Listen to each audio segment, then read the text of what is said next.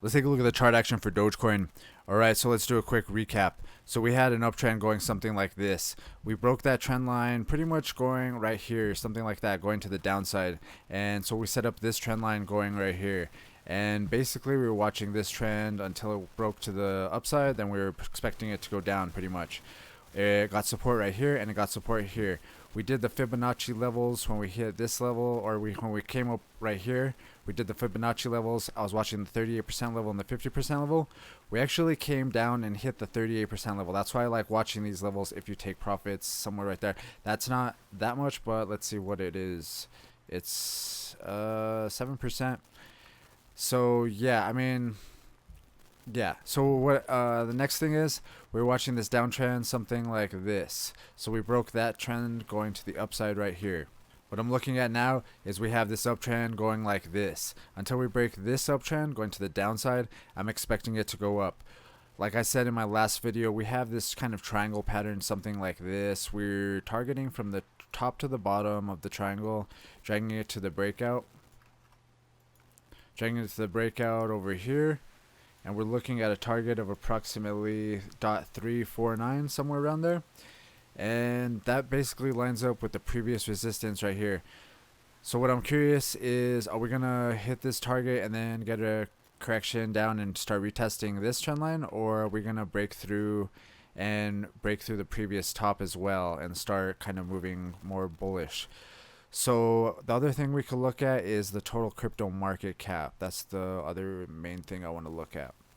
We have been watching this pretty much upwards channel, something like this.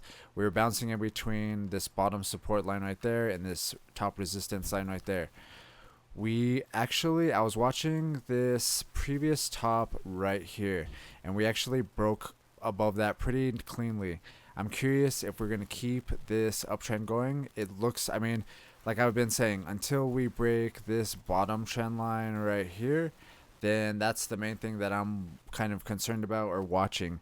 We tested it right here. We kind of faked out a little bit. I think, like I've been saying, until we break this bottom support line right here, I'm not really worried about too much. And now that we're kind of trending up again, I'm getting more bullish. And like I was talking and like I've been kind of thinking, if we break this channel going to the upside, that's going to be even extra bullish. So yeah, you're going to want to keep your eye on this top trend line. If we break this top trend line, then that's going to be an even bigger move, which could be the bottom to the top of this channel, something like that. Drag that to the breakout.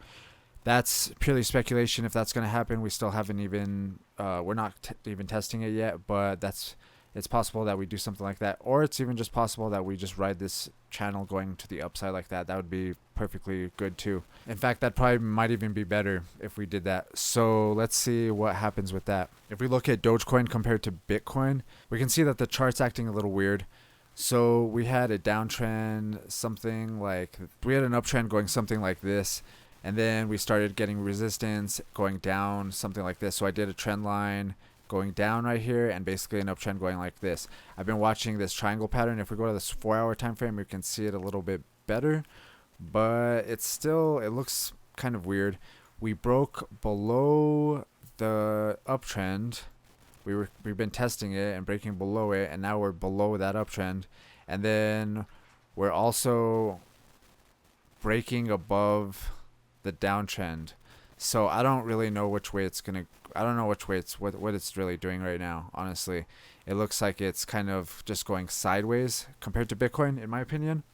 But if we take a look at Ethereum compared to Dogecoin, actually it looks like it's kind of doing a fake out. I don't know what it's doing actually. I'm still watching this triangle pattern somewhere right here. We have this downtrend going like this, and then we have the big uptrend going like that. Let's see what it does compared to Ethereum right now. It looked like it was trending to the upside, but I'm not sure now. What I was doing is targeting from the top to the bottom of this triangle, something like this, dragging that to the breakout and looking at a target of something like that, just basically continuing that uptrend.